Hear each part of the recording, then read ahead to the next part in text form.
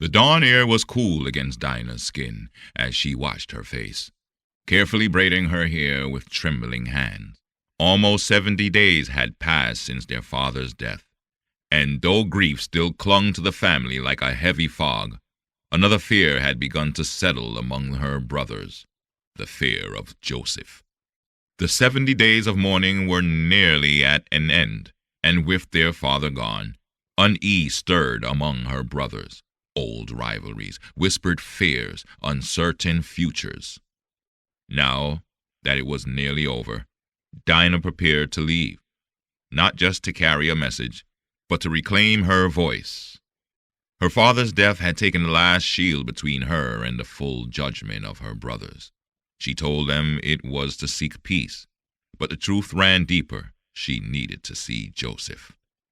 She had never set foot in his home, nor had she ever stood beneath the carved stone of the vizier's palace.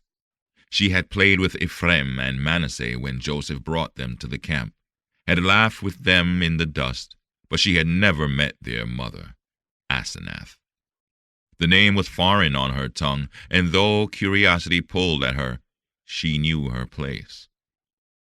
She had no standing, no inheritance. The brothers would not care for her. Reuben would not, bound as he was by his disgrace. Simeon and Levi? Never. They had spilled blood for her, but not for her sake. For their honor, their rage. Their vengeance had left her with the burden of shame, a stain upon her name from Shechem's destruction. Gad or Asher might take in their mother, Zilpah, but not Dinah. She had no claim. And so she went, carrying more than a message. She chose her best clothes, simple but well kept. She smoothed the fabric with careful hands before stepping onto the road. She would not arrive as a beggar. She set out early, the cool wind rustling through the tall reeds along the riverbank. The path to the vizier's palace was well traveled, but she felt each step like a weight upon her chest. She had never seen the home her brother had built here, nor had she seen the life he had crafted beyond their father's reach. Would he receive her?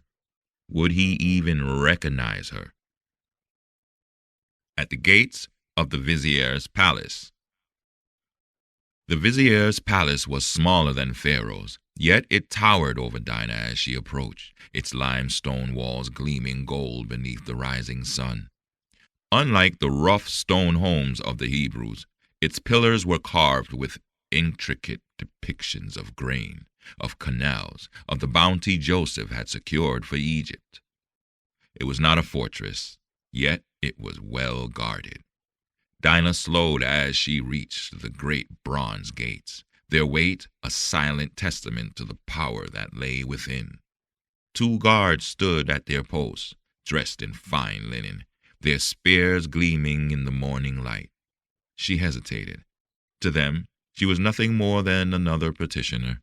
One of the guards stepped forward, his expression impassive. "What business do you have here?" She lifted her chin, steadying her voice.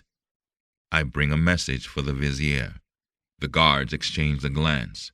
"The vizier is not receiving visitors today," the first one said. Dinah's fingers tightened around the folds of her cloak. Did they know? Had Joseph told them not to let his family through the gates? Had he shut them out even before she arrived? She forced her breath to steady. "I am his sister." The second guard narrowed his gaze.